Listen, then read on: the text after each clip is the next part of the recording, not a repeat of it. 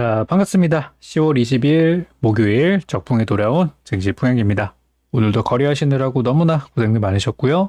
어제 우리 증시가 조금 별로 안 좋았었는데 오늘도 그 분위기를 계속 이어가는 모습이 나와서 조금은 지루하시고 또 힘드셨던 장이었을 거라고 생각이 듭니다. 요즘 시장을 보고서 이제 뭐 반등장이냐 아니냐 또 뭐 바닥이냐 아니냐에 대해서 많이 이제 관심을 갖고 계신 걸로 알고 있어요. 근데 저는 한마디로 정리를 했죠. 아직 우리 시장은 약세장에서 벗어나지 못했다. 그러니까 강세장으로 가지는 못한 상황이고, 그리고 현 시점의 주가나 이런 것들이 내릴 확률보다는, 그러니까 장기적으로 봤을 때 내릴 확률보다는 시간이 지나고 나서 보면은 바닥의 어느 시점 중에 하나의 가능성이 높기 때문에 길게 본다면은 괜찮지만 짧게 본다면은 아직 약세장을 벗어나지는 못했다. 이렇게 저는 정의를 좀 했어요. 그래서 지금은 어쩔 수가 없어요. 기다리던가 아니면 현재 약세장에 맞는 종목을 공략하던가 둘 중에 하나인데, 저는 일단 공략하는 쪽이기 때문에 여러분께 약세장 매매법을 계속 강조를 드리고 있습니다. 그래서 어제는 우리 구글 플레이에서 주식용어 사전 우리 어플 통해 가지고 어제는 제가 GI텍이라는 종목을 들여서 아침에 개장 초에 사신 분들께 3% 이상의 수익을 드렸고요. 오늘도 좀 올랐죠. 어제 못 파셨던 분들께는 오늘도 한 번 더 높은 자리에서 매도 기회가 있었습니다. 근데 오늘 보니까 더 갈 것 같아요, 분위기가. 잘 보시기 바랍니다, GI텍은. 그래서 어제 드렸던 종목이지만 아직도 좋더라고요. 그리고 이제 오늘 아침은 어제 영상 보시면 제가 어떤 종목 살 건지 이미 다 알려드렸어요. 그래서 오늘은 저 아침에 CKH라는 종목을 장 전에 한 개장 5분 정도 남기고 8시 50분 이후에 드리거든요. 그래서 CKH 드려가지고 뭐 오늘 쉽진 않았습니다만 그래도 많은 분들이 다 수익 실현되시고 뭐 10%씩 수익 내신 분도 두 분이나 계세요 보니까. 그래서 오늘 잘 됐던 것 같아요. 그래서 오늘 CKH라는 종목은 아침에 개장하자마자 좀 마이너스 출발했어요. 그래서 분봉 보면은 롤러코스터가 엄청났습니다. 시작하자마자 마이너스 출발해서 잠깐 뺐다가 올라왔는데, 요게 이제 그거죠. 시작하자마자 빼니까 이거 손절할까 말까 고민하는 순간에 다시 올라와가지고 고민하는 순간에 뺐다가 올라와서 아마 손절 주문 내기 전에 회복이 됐을 거예요. 그러다가 쭉 올라와가지고 아래쪽으로는 10%를 빼고 위쪽으로는 13%를 올리는 정말 오늘 변동성이 무지하게 큰 종목이었어요. 근데 위아래 어디까지 가고 어디까지 빠졌는지를 보시면은 이 추세선, 매물대, 저항선, 지지선, 제 차트에 이렇게 굵게 그려진 선들이 이게 이제 저항선, 지지선을 하는 그런 선들이고, 또 이제 매물대라고 제 표현을 하는 그런 선들인데 거의 정확하게 고점과 저점이 딱 맞아 떨어지죠. 그래서 지금은 이제 매물이 어디에 형성이 돼 있는가, 요거를 보셔야지 단타하는데 좀 도움이 되실 거라 봅니다. 자, 그래서 여전히 약세장이기 때문에 내일도 저는 상한가 종목 중에서 아침에 한 번 더 수익 챙기고 갈 수 있는 그런 종목을 준비를 할 거고요. 내일 주식용어 사전 어플 통해서 직접 확인하시면 되겠습니다. 자, 오늘 이제 시황으로 잠깐 넘어가 보도록 하겠습니다. 시황을 보니까 신용잔고가 늘었습니다. 이거는 어제 거예요. 오늘 게 아니라 어제 건데, 어제죠. 19일 날. 지수가 좀 올라가서 그런가 신용이 다시 16조 원대로 진입을 했습니다. 그래서 요즘 보면은 우리 증시를 바닥으로 보는 사람은 지르고 있겠죠. 신용을 지르는 거고, 바닥에나 더 빠진다고 생각하는 사람은 손절을 하고 있고, 그러니까 지금은 저점에서 막 그런 투자들이 막 치고받고 하고 있는 그런 순간이에요. 그 누구도 확신을 가지면 안 된다고 제가 이제 막 강조를 하고 있습니다만, 우리 투자자들은 여전히 확신을 하고서 지르고 또 손해보고 막 그러고 있는 걸로 보여가지고 저는 조금 더 관망을 했으면 좋겠다는 생각이 듭니다. 지금 우리 증시를 좀 정리를 하자면은 우리가 9월까지는 좀 어려웠어요. 9월 한 달 동안 계속 내려오기만 했었는데 10월 달 들어가지고 나름 이제 저점이 형성이 돼서 횡보하고 있는 중이에요. 코스피 기준으로는 2200선 정도에서 횡보를 하고 있는데, 우리가 항상 보면은 하락장은 잘 견뎌요. 근데 횡보장에 나오면 못 견딥니다. 왜 그러냐면 하락장이나 급락장에 나올 때는 물론 이제 계좌도 폭락이 나오고 하지만은 어느 한쪽에서는 종목들이 막 올라가는 게 생겨요. 그러니까 지수는 내려가고 다 내려가는데 특정 업종은 엄청 잘 가요. 약세장일 때마다. 그래서 여기 이제 9월달 급락할 때도 뭐 금리 인상 테마도 많이 올랐고, 뭐 최근에 베트남 개발 같은 이상한 종목도 많이 올라갔었고, 그런 것처럼 꼭 돈이 쏠리는 곳이 꼭 생깁니다. 급락장이 나올 때마다. 그래서 이런 급락장은 어딘가에서 이제 돈 버는 테마들이 강하게 생겨났는데 이렇게 횡보장이 돼버리면은 그런 테마를 찾기가 어려워요. 그러니까 급락장의 이유는 뭐냐면 돈들이 확 나갔다가 가는 쪽으로 다시 쏠리는 그 과정들이 만들어내는 거예요.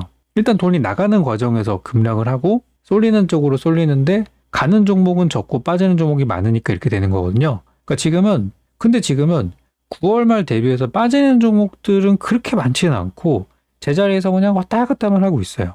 그래서 지금은 이제 횡보장이라고 얘기하는 거고 상승하라고 반복하는 건데 오히려 이러니까 더 불안해 하시는 것 같아요. 가는 것처럼 하다가 빠지고 빠지는 것처럼 하다가 올라오고 막 그러니까. 그리고 종목들도 단발성 상승에 그치는 것들이 너무 많아서 이번 10월 달은 매매가 그렇게 쉽지는 않은 장이라고 생각이 들어요. 그래서 저는 9월보다는 낫다.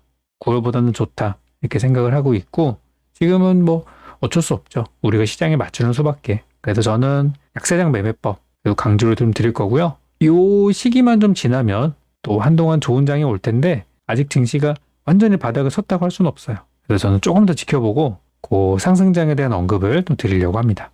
자, 약세장이라면 우리가 첫 번째로 상한가 종목을 분석을 해야 되겠죠. 이거 어제 올려놓은 건데 제가 이미 힌트 다 드렸어요. 어떤 걸 살지 동그라미까지 쳐드렸거든요. 그래서 어제는 CKH라는 종목이 이제 상한가를 갔기 때문에 매물대를 또 뚫어놨잖아요. 그래가지고 드렸던 거고 300원대 위 여기가 매물대라는 거는 뭐 이미 차트를 통해 알 수 있는 부분이었죠. 그리고 한일진공 이런 것도 오늘 많이 움직이긴 했어요.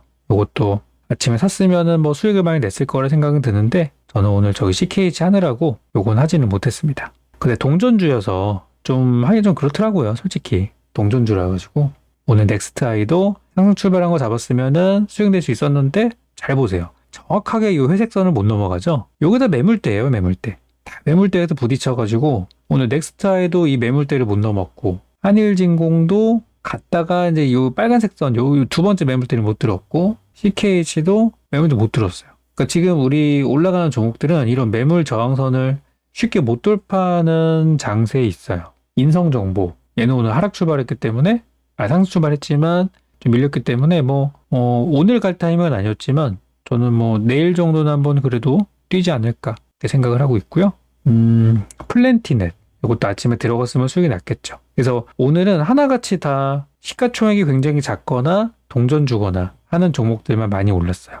그래서 오늘은 인성정보 제외하고 다 올랐는데 어쨌든 뭐든 사셨으면 아침에 단타 구간들이 좀 시원하게 나왔기 때문에 물론 굉장히 빠르게 했어야 되겠지만 타이밍들이 있었다고 봅니다. 자, 그리고 오늘 거 한번 볼까요? 오늘은 총 5종목 단가가 있고요. 첫 번째 형지 INC. 감자가 끝나고 이제 오늘 첫날인데 이 감자라는 게 굉장히 인식이 안 좋잖아요. 그래서 다 팔았다가 이제 죽음의 문턱에서 살아나면서 오늘 주가가 이제 상한가로 마무리가 되었어요. 형지 INC는 그래도 재무 상태가 그래도 살아나는 과정이고 그러니까 실적이 이렇게 적자가 나오다가 이제 올해 상반기부터 실적이 좋아지는 중이라서 오히려 감자를 겪고 나서 좀 저는 좋아질 것 같아요. 이런 것들은 좀 지켜보도록 하고 매물대가 이제 2,500원대 코앞에 있으니까 이것만 뚫으면 되겠죠. 그리고 스킨은 스킨. 요거는 첫 상한가는 아니에요. 우리 이미 10월 7일날 제가 영상 기억은 안 나지만 그때 아마 얘기를 했을 거예요. 볼까요? 혹시 모르니까 10월 7일 이때 이제 상한가 종목 하면서 스킨이 첫 상한가다라는 얘기를 좀 했어요. 다음날 많이 올랐죠. 그래서 이제 두 번째 이제 상한가가 나온 건데요. 요거는 제가 볼 때는 나쁘진 않아 보여요. 한 300원 정도 매물대가 있긴 한데 내일 아침에 시가 상황 보고 들어갈 수 있을 수도 있다고 봅니다. 이거는 일단 긍정적으로 보고 있어요.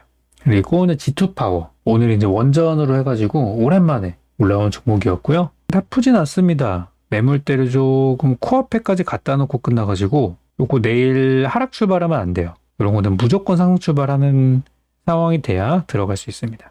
다음은 경동인베스트가 자원으로 올라갔어요.